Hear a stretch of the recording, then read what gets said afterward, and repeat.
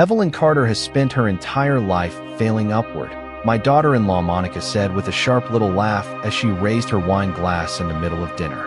Honestly, it's inspiring. A few people chuckled softly around the table. Someone coughed into their napkin to hide it. My son Daniel stared down at his steak and said nothing. I kept my hands folded in my lap beneath the tablecloth because I knew if I reached for my water glass, they would see the shaking. The dining room smelled like rosemary chicken and expensive candles Monica only used when guests came over. Outside the wide bay windows, rain slid down the glass in slow, crooked lines, blurring the lights from the backyard lanterns. It was one of those cold October evenings where the air settled deep into your bones. Monica had invited some of Daniel's business associates over for dinner. She'd spent all afternoon pretending to be stressed while directing caterers around the kitchen like she owned a restaurant instead of a house she'd only lived in for 6 years. You know, Evelyn never worked a real career, Monica continued, slicing into her chicken breast with careful movements. She always depended on somebody else taking care of her. First her husband, then Daniel. Another quiet laugh drifted around the table. Daniel finally smiled a little. Just enough to survive the moment without defending me. That hurt more than Monica's words. I looked down at the gold wedding ring still resting on my finger, even though my husband Thomas had been gone for almost 4 years now. The diamond caught the chandelier light when I moved my hand slightly. 42 years of marriage. 42 years of building a life brick by brick beside a man who never once called me weak. I cleared my throat softly. I did work, I said. My voice sounded smaller than I intended. Monica smiled immediately, the kind of smile people use when they already know they've won. Oh, Evelyn, helping at the church fundraiser twice a year doesn't count as a career. One of the men at the table shifted awkwardly in his seat. His wife looked down at her wine. The silence afterward stretched too long.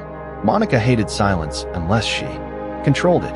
Anyway, she said brightly, Daniel and I were just talking about how retirement communities are getting so luxurious now. Some of them even look like resorts. There it was, the real conversation hidden underneath the jokes.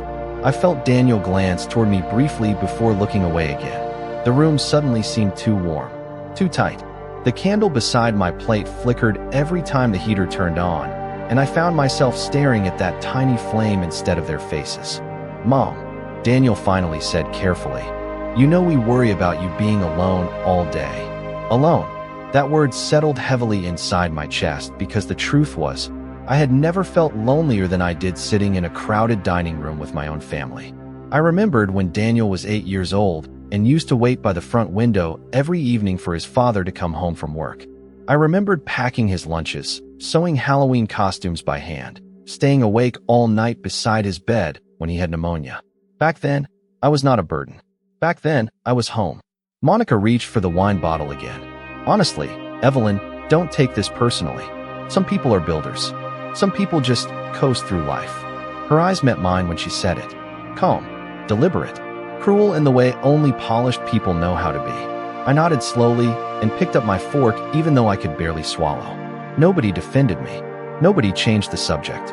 Rain tapped softly against the windows while expensive silverware clicked against porcelain plates. The humiliation was so quiet it almost looked civilized. Then my phone vibrated beside my napkin. Monica frowned slightly at the interruption. I almost ignored it, but something made me glance down at the screen. The caller ID read, Whitmore and Associates.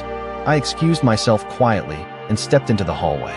The house felt colder away from the dining room. I answered the call in barely more than a whisper. Mrs. Carter, a calm female voice said. This is Grace Whitmore. I'm calling regarding Harold Bennett's estate. There's been an update to the will. I leaned one hand against the wall beside the staircase. I think you may have the wrong person, I said softly. There was a brief pause. No, ma'am, Grace replied. Mr. Bennett specifically requested that you be contacted immediately. You were named sole heir to his entire estate this morning. I stayed in the hallway long after Grace Whitmore ended the call. The grandfather clock near the staircase ticked softly through the silence, each second sounding louder than the voices drifting from the dining room. I could still hear Monica laughing. That bright, polished laugh she used whenever she wanted people to admire her. For a moment, I simply stood there with one hand against the wall, staring at the framed family photographs lining the hallway. Christmas mornings. Beach vacations in Cape Cod. Daniel graduating college in his blue cap and gown while Thomas stood beside him with tears in his eyes. In every photograph, I looked needed, loved. It was strange how quickly a person could become invisible inside their own life. I slipped my phone into my sweater pocket and took a slow breath before returning to the dining room. Nobody noticed me right away. Monica was describing a luxury retirement community outside Scottsdale with golf courses and private dining halls. Some of them are honestly nicer than country clubs, she said casually while sipping wine. People Evelyn's age are happier there because they have structure and supervision. People Evelyn's age. Not mother, not family, just a category. I sat back down quietly and folded my napkin across my lap again. Daniel glanced at me for half a second. "Everything okay?" he asked. "Just a phone call," I answered. Monica smiled without warmth. "Hopefully not another charity asking for donations." A few people chuckled again. I noticed then how carefully she performed cruelty. Never loud enough to seem cruel. Just enough to leave bruises nobody else could see. I looked down at my untouched dinner plate. The asparagus had gone cold. The candle near my water glass had nearly burned down to the base. Thomas used to replace candles before they reached that point because he hated the smell of burnt wax. The memory hit me so suddenly that I had to blink hard to steady myself. For years earlier, after Thomas passed away from heart failure, this house had changed almost overnight. At first the changes were subtle. Monica reorganized kitchen cabinets without asking me. Then she redecorated the living room and donated furniture pieces Thomas and I bought together during our first anniversary trip to North Carolina. One afternoon, I came home from church and found our wedding china packed into storage boxes in the garage. "Nobody uses formal dishes anymore," Monica had said lightly. Daniel always stood nearby during moments like that. Quiet, uncomfortable, looking at his phone instead of me. The silence slowly became its own kind of agreement. I used to think grief was the hardest thing a person could survive. I was wrong. The hardest thing was realizing people could continue eating dinner, discussing vacation plans, and laughing over dessert while slowly removing you from your own family one polite decision at a time. Monica leaned back in her chair and crossed her legs elegantly. "Honestly, I think people become dependent when everyone keeps protecting them from reality." She looked directly at Daniel when she said it. He nodded faintly. "Mama's had a hard time adjusting since Dad passed," he said carefully. Adjusting. Such a clean word for what loneliness really feels like. I remembered the first winter after Thomas died. Snow covering the backyard. His coffee mug still sitting beside the sink because I could not bring myself to move it. I remembered sitting alone at the kitchen table listening to the furnace hum through empty rooms while Daniel and Monica spent Christmas in Aspen without inviting me. Monica had mailed me a scarf from the resort gift shop afterward with a note that read, "Hope you stayed warm." I reached for my water glass finally. My hand no longer trembled. Something inside me had gone strangely still after that phone call. Across the table, Monica was already discussing renovation plans for the upstairs bedrooms. "Eventually, we will probably convert Evelyn's room into an office," she said absent-mindedly. "The natural light in there is perfect." Daniel did not answer immediately this time. He simply kept staring down at his plate while rain continued tapping softly against the windows of the house. I suddenly realized no longer felt like home. The dinner finally ended a little after 9 o'clock. Chairs scraped softly against hardwood floors while guests gathered coats and umbrellas near the front door. Monica stood beside them, smiling graciously like the perfect hostess, touching arms lightly, laughing at comments that were not very funny. Nobody would have guessed what she was really like from watching her for 5 minutes. That was part of what made her dangerous. She understood appearances better than kindness. One by one, the guests disappeared into the rainy night until only the three of us remained inside the quiet house. Daniel loosened his tie while checking messages on his phone. Monica began stacking plates with sharp, efficient movements. I rose slowly from my chair and reached for a serving tray.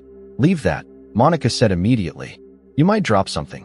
Her voice sounded sweet. Too sweet. I paused with the tray still in my hands before setting it back down carefully.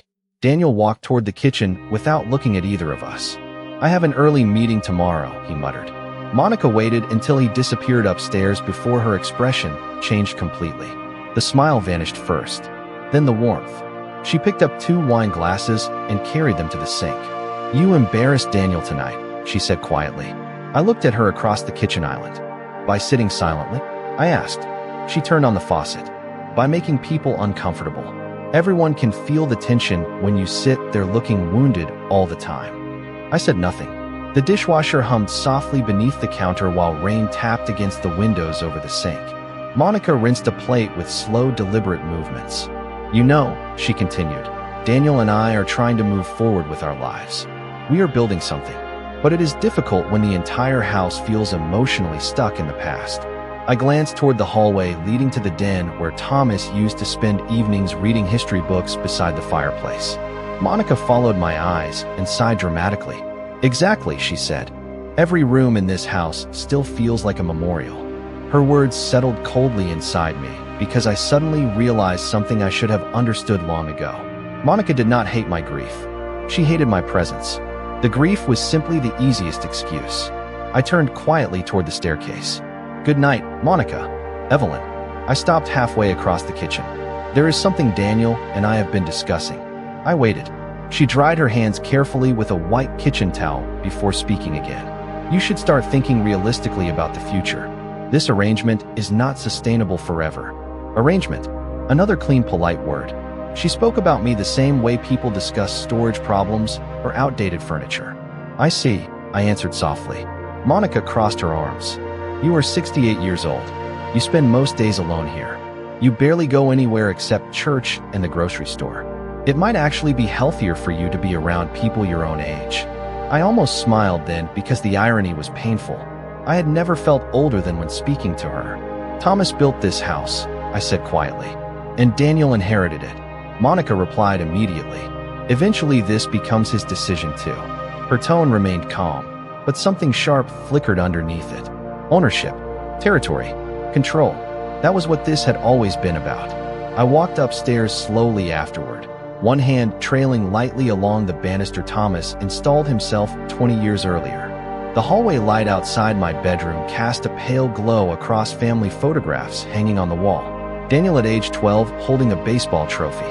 Thomas grilling hamburgers beside the lake house we rented every summer. Me standing between them both, smiling into the sunlight with one hand resting against Thomas's chest. I entered my bedroom and closed the door softly behind me. The room still smelled faintly like lavender sachets and old books. Thomas's navy cardigan remained hanging beside the closet exactly where he left it before his final hospital stay. I sat carefully on the edge of the bed and removed my earrings one at a time. Downstairs I could hear Monica laughing, quietly at something Daniel said. The sound traveled clearly through the floorboards. I reached for my phone again and stared at the number Grace Whitmore had left in her voicemail. Then I noticed something else. A message had arrived while I was downstairs. It was from Monica. She must have sent it accidentally to me instead of Daniel. I opened it slowly. If she keeps resisting, we may need to move faster with the retirement home plan. I read Monica's message 3 times before the meaning fully settled into my chest. The room had become so quiet that I could hear the soft ticking of the bedside clock near Thomas's photograph. If she keeps resisting, we may need to move faster with the retirement home plan. Not if Evelyn wants help. Not if she feels lonely. A plan. Something already discussed. Already organized. I lowered the phone slowly into my lap and stared at the rain sliding down the bedroom windows. Outside, the backyard maple trees bent slightly in the wind. Thomas planted those trees himself the summer Daniel graduated high school. He said he wanted something that would outlive all of us. Back then the yard was full of noise. Barbecues, graduation parties, Daniel tossing footballs across the grass with his friends while I carried pitchers of lemonade outside on silver trays. The house used to feel alive in a way that had nothing to do with furniture or money. Now every room felt staged. Careful. Like Monica had slowly turned our family into something decorative instead of real. I stood and walked toward the closet. Thomas's navy cardigan still hung exactly where it always had. I pressed the sleeve lightly between my fingers. The fabric had softened with age. For a moment, I closed my eyes and remembered the way he used to come home during winter storms smelling like cedarwood and cold air. "You always wait up for me," he would say with that tired smile of his. I waited up because that was what love looked like when it stayed gentle for decades. Downstairs, I heard a burst of laughter again. Monica's voice floated faintly through the floorboards. I wondered how long they had been planning my exit from this house. Weeks, months, maybe since the funeral. Suddenly, another memory surfaced. 2 years earlier, Monica insisted on attending one of my doctor appointments with me. At the time, I thought she was trying to help. During the drive home, she kept asking strange questions. Do you ever forget where you put things? Have you gotten confused while driving recently? Do you think you could manage living alone long-term? I remembered how tightly her fingers gripped the steering wheel while she asked them, like someone checking boxes on a list. I sat back down on the edge of the bed and opened the message again. Daniel had not answered her yet. That hurt in a completely different way because silence had become his favorite form of betrayal. He rarely said cruel things himself.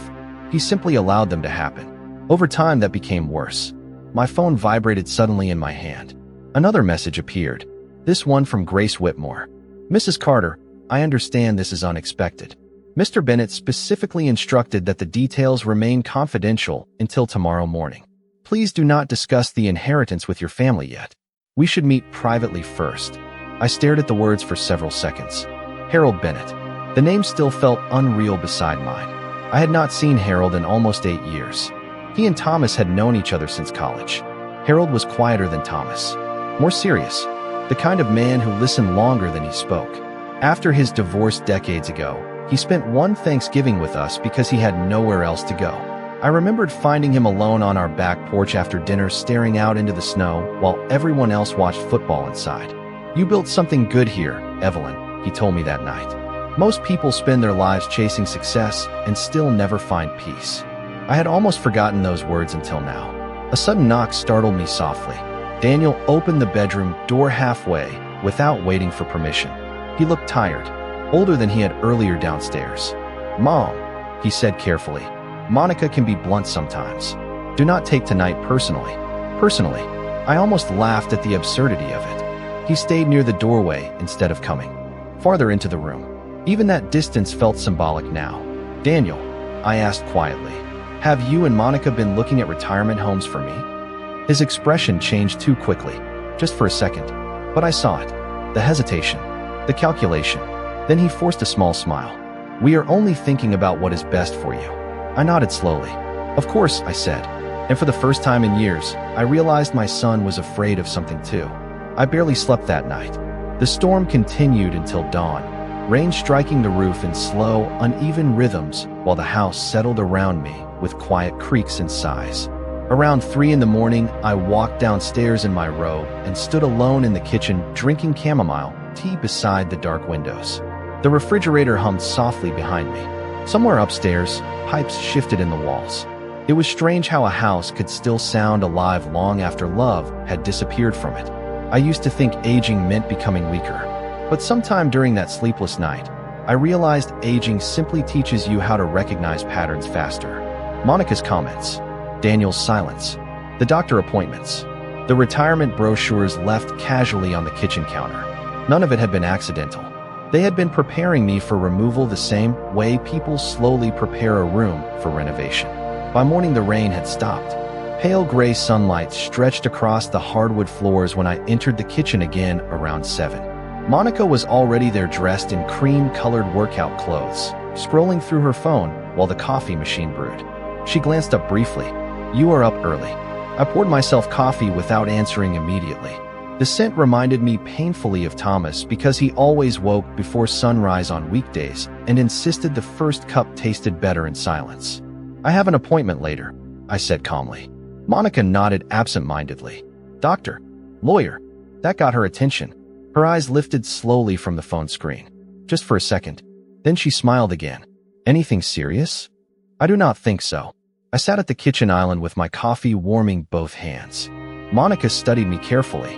Now, the way people examine something they suspect might become a problem. You know, she said lightly, Daniel worries about you handling legal matters alone. It can get confusing. I looked directly at her for the first time in months. I managed our finances with Thomas for 40 years. Her smile tightened slightly. Daniel entered the kitchen a few minutes later, adjusting his cufflinks while balancing his phone against one shoulder. He kissed Monica quickly on the cheek before pouring coffee into a travel mug. Big meeting today, he muttered. Then he noticed me sitting there. Something unreadable crossed his face. Guilt perhaps, or nervousness. Mom, he said carefully, about last night. There is no need, I interrupted softly. He seemed relieved too quickly. Monica reached for a folder lying near the fruit bowl. Actually, since we are all here, Daniel and I wanted to show you something. She slid the folder toward me across the counter. Inside were glossy brochures filled with photographs of smiling elderly couples walking through landscaped courtyards and dining beside swimming pools. Silver Pines Senior Living Community. Maple Grove Assisted Residences. Elegant names for places people sent relatives they no longer wanted disrupting their routines. We were thinking maybe this could give you more independence, Monica explained smoothly. Activities, social events, medical support if you ever need it. I turned one page slowly. A photograph showed an older woman painting watercolors beside a window while a nurse smiled nearby. The woman looked lonely even in the advertisement. You have already researched this quite thoroughly, I said quietly. Daniel rubbed the back of his neck. Mom, nobody is forcing anything. We are just discussing options. Options. Another careful word. Everything in this family had become hidden beneath careful words. I closed the folder gently and pushed it back across the counter. I appreciate the concern, I said. Monica leaned slightly forward. You deserve comfort at this stage of life, Evelyn. Comfort. She said it like I was already fading, already halfway gone. For the first time, I noticed how young they both looked, standing together in the morning light, confident, certain the future belonged entirely to them. They had no idea that somewhere across town, an attorney was waiting with documents capable of changing every balance of power inside this house. Daniel checked his watch. We should go. Monica nodded and grabbed her designer handbag from the counter. Before leaving, she paused beside me and rested one manicured hand lightly against my shoulder. The gesture looked affectionate, almost daughterly. We only want what is best for you, she whispered softly. I looked up at her perfectly composed face and realized something cold and important. Monica truly believed that removing me from this house was kindness. That was the terrifying part, not the manipulation, the certainty. After they left, silence filled the kitchen again. I sat there alone beside untouched brochures while sunlight crept slowly across the marble countertops. Then my phone vibrated once more. A new message from Grace Whitmore appeared on the screen. Mrs. Carter, I strongly advise you to come alone today. There are details about the estate your family does not know. I drove to Whitmore & Associates just before noon beneath a pale gray sky that still carried the heaviness of the storm. The office sat downtown inside one of those old brick buildings with polished brass doors and narrow windows trimmed in black iron. Thomas used to love buildings like that. Places built before people forgot craftsmanship mattered, he always said. I parked slowly along the curb and remained sitting inside the car for a moment with both hands resting on the steering wheel. My reflection in the windshield looked older than I remembered. Tired eyes, silver hair carefully pinned back, that morning out of habit more than vanity. But there was something else now too, something steadier. For years I had walked through life apologizing for taking up space inside my own family. That feeling was beginning to disappear. Grace Whitmore greeted me personally in the lobby. She was elegant in a quiet way, probably in her late 50s, wearing a charcoal suit with pearl earrings and the calm expression of someone who had spent decades handling difficult truths. Mrs. Carter, she said warmly, shaking my hand. Thank you for coming alone. Those last two words settled heavily in the air between us. Her office overlooked the city through tall windows streaked faintly with rain residue. Shelves filled with leather-bound legal volumes lined the walls while a small fireplace crackled softly near the seating area. Grace motioned for me to sit before placing a thick folder carefully on the desk between us. Before we discuss the estate, she said gently, there are things you need to understand about Harold Bennett. I folded my hands together in my lap and waited. Grace opened the folder slowly. Inside were documents, handwritten notes, property records, and several photographs. One photograph immediately caught my attention. Thomas and Harold standing beside each other in fishing jackets near a lake almost 30 years ago, both smiling into the wind. My chest tightened unexpectedly. Harold never forgot what you did for him, Grace continued, especially during the years after his divorce and financial collapse. I frowned slightly. I only helped him through a difficult time. Grace gave me a look I could not fully read. Mrs. Carter, according to Harold, you saved his life. The room became very still. Grace explained that after Harold lost nearly everything in a failed business investment decades earlier, Most of his friends disappeared. Some publicly distanced themselves from him. Others quietly mocked him. Thomas remained loyal, but it was me who insisted Harold continue joining holidays, family dinners, and birthdays even during the years when he could barely afford groceries. I remembered those winters now. Harold arriving with inexpensive wine bottles and apologizing constantly for being a burden. I remembered refusing to let him feel ashamed at our table. Grace slid another document toward me. Several years later, Harold rebuilt his fortune through commercial real estate investments. Very successfully. I stared at the numbers printed across the paperwork. My throat tightened slightly. Properties in Chicago, investment accounts, trusts, vacation properties along the coast. The amount was far beyond anything I imagined. Why would he leave this to me? I whispered. Grace's expression softened. Because he trusted you. She paused briefly before continuing. And because he became increasingly concerned about how your family was treating you after Thomas passed away. A strange chill moved through me. What do you mean? Grace reached carefully into the folder again and removed several printed emails. Harold visited your home multiple times over the past 3 years when you were not present. He met privately with Daniel and Monica regarding financial matters. My stomach tightened instantly. Grace slid one email across the desk. I recognized Daniel's address immediately. The message discussed concerns about my declining independence and long-term housing solutions. Another email from Monica mentioned preserving property value by transitioning Evelyn out sooner rather than later. My hands became very cold. Harold was disturbed by the language they used, Grace said quietly, especially because there was no medical basis suggesting you were incapable of managing your own affairs. I could barely breathe for a moment, not because the betrayal surprised me anymore, but because someone else had seen it too. Someone outside the house. Someone objective.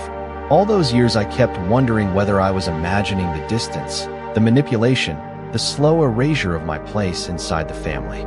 I was not imagining any of it. Grace folded her hands together calmly. There is one more thing you should know, Mrs. Carter. She looked directly into my eyes before speaking again. Harold amended his will 6 months ago after Monica attempted to persuade him that you would eventually require supervised financial oversight. The silence afterward felt almost physical. Then Grace added quietly. She believed she would eventually control your remaining assets through Daniel. For several seconds I could not speak. I simply sat there staring at the documents spread across Grace Whitmore's desk while the city moved quietly outside the tall windows behind her. Cars passed below through wet streets reflecting pale afternoon light. Somewhere in that building a phone rang faintly before falling silent again. Ordinary sounds. Ordinary moments. Yet my entire understanding of the last 4 years had shifted in less than an hour. Monica had not merely disliked me. She had been preparing for ownership. Grace gave me time before speaking again. Harold became increasingly protective of you after those meetings, she said gently. He believed you were being manipulated emotionally. I looked down at one of the emails again. Monica's writing was polished and professional, almost caring on the surface. Evelyn struggles with adjustment and may eventually require assistance managing major decisions. Reading those words felt colder than cruelty. Cruelty at least arrives honestly sometimes. This was something softer, smarter, designed to look compassionate while quietly removing a person's independence piece by piece. Did Daniel write these too? I asked quietly. Grace hesitated only slightly before sliding another page toward me. My son's name appeared at the bottom beside a digital signature. I think transitioning mom sooner rather than later may avoid complications later. I stared at the sentence until the words blurred slightly. Transitioning mom, like relocating office equipment, like removing old furniture from storage. Grace folded her hands carefully. Mrs. Carter, I know this is painful. Painful was not the right word. Pain usually arrives sharply.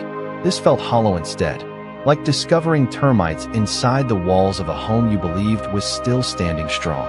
I rose slowly from the chair and walked toward the windows overlooking downtown. Far below, people hurried along sidewalks carrying coffee cups and umbrellas, moving through ordinary lives untouched by mine. I remember Daniel at 7 years old standing in our kitchen after scraping his knee on the driveway. He cried so hard Thomas had to carry him inside wrapped in a beach towel while I cleaned the cut gently beside the sink. It hurts, Mom, he kept whispering. Back then, my voice alone could calm him. Somewhere along the way, I became inconvenient instead. Grace approached quietly beside me. "There is no pressure for immediate decisions," she said, but Harold was very specific about one thing. I turned slightly toward her. "He wanted the estate transferred directly and privately before your family learned anything." I nodded slowly. For the first time in years, someone was trying to protect me instead of manage me. That realization nearly broke my heart more than the betrayal itself. Grace guided me back toward the desk and opened another folder containing official transfer paperwork. The estate includes several properties, investment portfolios, and liquid assets. Conservatively estimated, the value exceeds $14 million. I blinked once. The number sounded unreal spoken aloud. My entire life, Thomas and I had lived carefully. Budget spreadsheets, modest vacations, saving grocery coupons during difficult years when Daniel was in college. I still compared prices at the supermarket out of habit. $14 million belonged to another world entirely. Harold also left written instructions regarding the lake property in Vermont, Grace continued. He specifically requested that it become your primary residence if you ever wish to leave your current home. Leave your current home. The phrase lingered in my chest unexpectedly, because for the first time, leaving no longer sounded like exile. It sounded like freedom. Grace handed me a pen. "You do not need to decide anything today. But once these transfers finalize, your financial independence will be legally protected from outside influence." Outside influence. Another careful legal phrase. Yet underneath it sat the truth plainly enough. Monica and Daniel would lose access to controlling me completely. I signed the first document slowly. My hand remained steady the entire time. Grace watched quietly before speaking again. "There is one final matter." She slid a small sealed envelope across the desk toward me. "Harold asked that you open this personally after the estate meeting." I recognized Harold's handwriting immediately. Careful blue ink, slightly slanted to the left. For a moment, I simply held the envelope between my fingers, remembering Thanksgiving dinners, fishing trips with Thomas, summers long before grief, and manipulation turned my family into strangers. Then I opened it carefully. Inside was a single handwritten sentence. "The people who call you weak are usually afraid of what happens when you finally stop apologizing for surviving." I read the line twice in silence. Then something inside me changed very quietly. By the time I returned home that afternoon, the sky had cleared completely. Thin bands of sunlight stretched across the driveway, while fallen leaves collected along the curb in damp, golden piles. I parked slowly and remained inside the car for a moment, staring at the house. From the outside, it still looked beautiful. White shutters, stone walkway, the maple trees Thomas planted swaying gently in the breeze. Anyone driving past would have assumed a happy family lived there. Appearances had protected Monica for years. I understood that now. I entered through the front door quietly. The house smelled faintly like vanilla candles and lemon furniture polish. Monica believed expensive scents made a home feel luxurious. Thomas used to say real homes smelled like cooking and laundry and people actually living inside them. I placed my purse carefully on the hallway table and noticed something immediately. The framed photograph from my wedding day was gone. For several seconds, I simply stared at the empty space above the piano where it had sat for decades. My chest tightened slowly. Not sharply anymore, just heavily. I walked into the dining room and found the photograph leaning against the wall beside several storage boxes. Monica's handwriting appeared across one cardboard label in black marker. "Attic donation items." I stood there very still. Thomas in his navy tuxedo smiling beside me beneath summer church bells. My veil blowing sideways in the wind. 42 years reduced to a storage decision made between lunch appointments. Upstairs, footsteps crossed the hallway floor. Monica appeared at the top of the staircase holding folded towels.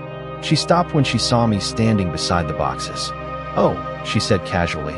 I was reorganizing a few things. I looked down at the wedding photograph again before answering. I noticed. Monica descended the stairs. Slowly. The house has started feeling cluttered lately. I thought simplifying might help everyone emotionally. Simplifying. Another polished word. She reached the bottom step and adjusted the towels in her arms. "You know how hard it is for Daniel seeing reminders of his father everywhere." I almost asked when Daniel stopped being my son and became her excuse for every cruelty. Instead, I lifted the framed photograph carefully from the floor. Dust clung lightly to the glass. Thomas chose this frame himself, I said quietly. Monica sighed softly like a patient woman dealing with unnecessary complications. Evelyn, nobody is trying to erase memories. But that was exactly what they had been doing. Slowly, methodically, removing traces of me and Thomas from room after room until the house belonged emotionally to them alone. I carried the photograph toward the staircase without another word. Actually, Monica called after me. There is something Daniel and I need to discuss with you tonight. I paused halfway up the stairs. About what? The future. I almost smiled at that because suddenly everyone seemed very interested in my future. I have plans this evening, I answered calmly. That caught her off guard. Plans? Yes. Monica studied me carefully now. Something had shifted in my voice, and she heard it immediately. Predators notice changes in weakness faster than kindness ever notices pain. With who? She asked lightly. I turned toward her slowly. An old friend. It was not technically a lie. Monica's expression remained composed, but uncertainty flickered briefly beneath it. She no longer understood the full shape of the situation, and that frightened her. Upstairs in my bedroom, I closed the door softly behind me and set the wedding photograph back in its proper place beside Thomas's cardigan. Then I sat at the small writing desk near the window and opened the folder Grace had given me before leaving her office. Inside were copies of emails, financial notes, and legal correspondence. One page near the bottom caught my attention immediately. Monica had drafted a projected financial plan assuming control of the property after my relocation. Renovation, costs, real estate estimates, even possible resale values. The date at the top was 8 months ago. 8 months. Before they ever showed me a single retirement brochure. Before Monica started pretending to worry about my loneliness. Before Daniel began asking whether I still felt comfortable driving at night. I leaned back slowly in the chair while late afternoon sunlight moved across the carpet. Downstairs, I heard the front door open, followed by Daniel's voice carrying faintly through the hallway. Mom home? Monica answered immediately. Yes, but something is different. Silence followed briefly. Then Monica lowered her voice, though not enough. I think she knows something. I sat perfectly still listening to the house breathe around me. For years they believed I was fragile because I remained quiet. What they never understood was that silence and weakness are not the same thing. That evening the house felt unusually quiet. Not peaceful, careful, like every room was listening. I remained upstairs until nearly 7 o'clock while soft voices drifted occasionally from below. Monica and Daniel were speaking in low tones inside the kitchen. Once, I heard my name followed by silence the moment footsteps approached the staircase. By the time I finally walked downstairs, dinner had already been prepared. Monica stood beside the stove stirring soup while Daniel arranged silverware at the dining table with mechanical precision. The performance of family continued exactly on schedule. There you are, Monica said with a smile that arrived too quickly. We were about to come check on you. I took my usual seat at the table, the same seat I had occupied for nearly 2 decades. Thomas always sat beside me near the window because he liked watching snowfall during winter dinners. Tonight the curtains were closed. You seem tired, Daniel said carefully while pouring water into my glass. Long day. I folded my napkin slowly across my lap. Productive day. Monica placed bowls of soup in front of us before sitting down across from me. Her eyes studied my face with quiet intensity. She was searching for information the way gamblers study cards across a poker table. Did your lawyer appointment go well? She asked lightly. There it was. Too direct to be casual. I lifted my spoon calmly. Very well, actually. Daniel exchanged a quick glance with her before looking back at me. Everything okay financially? He asked. Financially. Not emotionally. Not personally. I almost admired how transparent they had become once I finally understood the pattern. More than okay, I answered softly. Silence settled across the table for several seconds. Monica smiled again, but this time it looked strained around the edges. That is wonderful to hear. I tasted the soup slowly. Rosemary and cream. Monica always oversalted everything when nervous. There is something we wanted to discuss tonight, Daniel began carefully. I looked at him. The retirement communities again. He shifted uncomfortably in his chair. Monica stepped in immediately. Evelyn, please understand this conversation comes from love. Love. Another word people ruin when they need control to sound noble. She folded her hands neatly beside her bowl. You deserve support. Stability. People your own age around you. And if I decline? I asked quietly. Monica blinked once. Daniel looked down at the table. Mom, he said softly, sometimes accepting help is the responsible thing. Responsible. The same son who once called me crying from college because he overdrafted his checking account and could not afford groceries. The same son whose tuition Thomas and I paid by refinancing our home during a recession. Funny how quickly sacrifice becomes invisible once people stop needing it. I set my spoon down carefully. The sound against porcelain echoed lightly through the dining room. I met with an attorney today regarding Harold Bennett's estate, I said calmly. Both of them froze. Not dramatically, just enough. Monica recovered first. Estate, she repeated. Harold passed away recently, I continued. Apparently, he left instructions concerning me. Daniel straightened slightly in his chair. Instructions?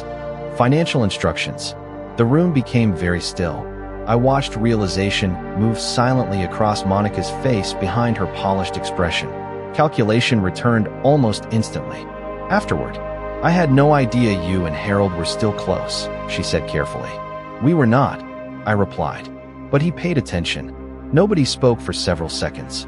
Then Daniel cleared his throat.